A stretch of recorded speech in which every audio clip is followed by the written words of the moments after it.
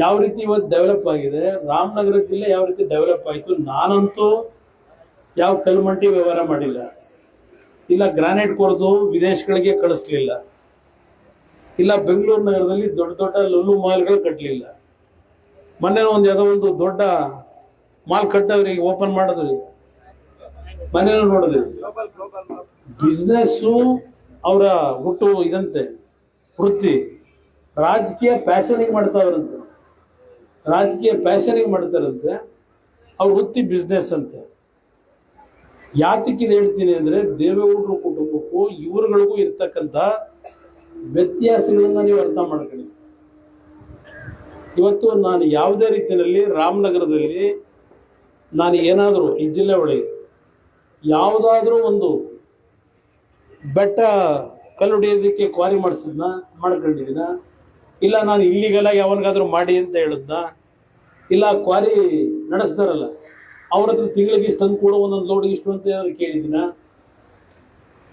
ಪ್ರಾಮಾಣಿಕವಾಗಿ ಗೌರವಿತವಾಗಿ ಬದುಕಿದ್ದೀನಿ. ದೇವೇಗೌಡರು ನಮ್ಗೆ ಅದು ಕಲಿಸಿರ್ತಕ್ಕಂಥ. ನಮ್ಮನ್ನು ಅದೇ ತಕಡಿಗೆ ಹಾಕ್ತಾರೆ, ಅವ್ರನ್ನೂ ಅದೇ ತಕಡಿಗೆ ಹಾಕ್ತಾರೆ. ಈ ಜನ ಏನು ಮಾಡ್ಬೇಕು ಹೇಳಿ?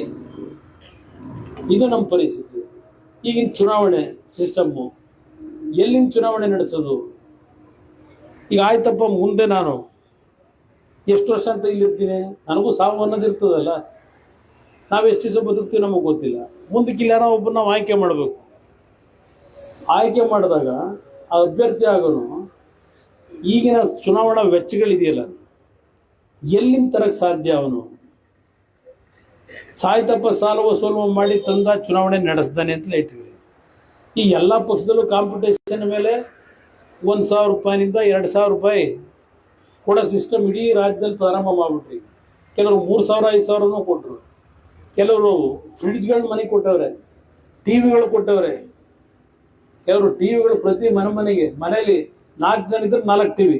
ಬೆಂಗಳೂರಲ್ಲಿ ಕೆಲವು ಕ್ಷೇತ್ರಗಳಲ್ಲಿ ಈ ರೀತಿ ಚುನಾವಣೆ ನಡೆಸಿ ದುಡ್ಡನ್ನು ಖರ್ಚು ಮಾಡಿ ಬರ್ತಾನಲ್ಲ, ಅವನೇನು ಮಾಡ್ಬೋದು ಅನ್ನೋದು ಯೋಚನೆ ಮಾಡಿ.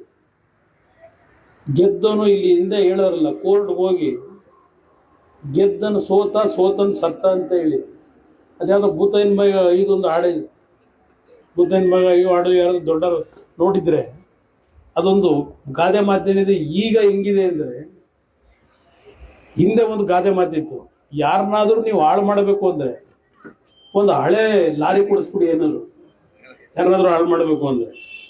ಈಗ ನಿಮ್ಗೆ ಯಾರ ಮೇಲಾದ್ರೂ ದ್ವೇಷ ಇದ್ರೆ ಚುನಾವಣೆ ನಿಲ್ಲಿಸ್ಬೇಕು, ಅವ್ರನ್ನ ಚುನಾವಣೆ ನಿಲ್ಲಿಸಿ ಅವ್ರ ಮನೆ ಸರ್ವನಾಶ ಮಾಡಿ.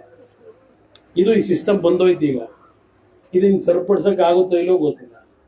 ಈಗ ಒಂದು ಜಿಲ್ಲಾ ಪಂಚಾಯತಿ ಚುನಾವಣೆ ನಡೆಸಬೇಕು. ಈಗ ನಾಳೆ ಬರ್ತದೆ ಚುನಾವಣೆ, ಎಷ್ಟು ಬೇಕಾಯ್ತದೆ ಹೇಳಿ? ಇಲ್ಲಿ ಇದಿರಲ್ಲ, ನೀವು ಯಾರಾದ್ರೂ ಜಿಲ್ಲಾ ಪಂಚಾಯತಿ ನಿಂತ್ರೆ ಸೌಂಡಾಗ ಅವರ ತೊಂದರೆ ಇಲ್ಲ, ದುಡ್ಡಿದೆ. ಎಲ್ಲಿಂದ ತರ್ತೀರಿ? ನಿಮ್ಮ ಮನೆ, ನಿಮ್ಮ ಮಠ, ನಿಮ್ಮ ಭೂಮಿ ಚುನಾವಣೆ ಮಾರಾಟ ಮಾಡ್ತೀರಿ. 3 ಕೋಟಿ 4 ಕೋಟಿ ಒಂದು ಜಿಲ್ಲಾ ಪಂಚಾಯತಿ ಚುನಾವಣೆ ಖರ್ಚು ಮಾಡ್ಬೇಕಾಗಿ ಬಂದ್ರೆ, ಒಂದು ಪಂಚಾಯತಿ ಚುನಾವಣೆಗೆ 30 ಲಕ್ಷ 50 ಲಕ್ಷ 1 ಕೋಟಿ ಖರ್ಚು ಮಾಡಿದ್ಮೇಲೆ ಆ ಪಂಚಾಯತಿ ಮೆಂಬರ್ ಏನ್ ಸಿಗ್ತದೆ ನಿಮಗೆ?